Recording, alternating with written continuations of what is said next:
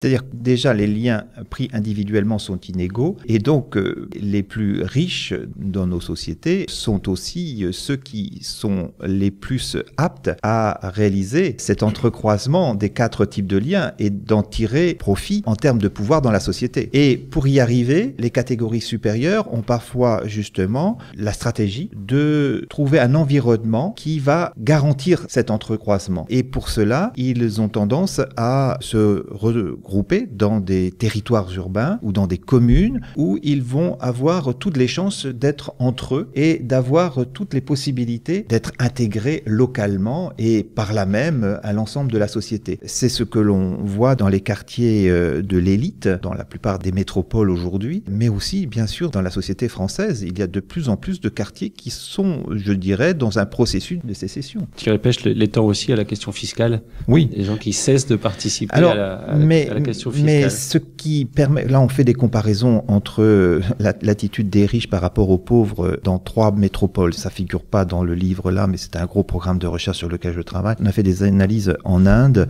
à Delhi, au Brésil, à São Paulo et à Paris. Et on a regardé comment les riches pensent la pauvreté et se protègent des pauvres dans ces 3 métropoles. Et donc on a réalisé des entretiens approfondis auprès des très très riches. 80 entretiens, c'est énorme hein, dans chacune des métropoles. Donc on a un matériau extraordinaire.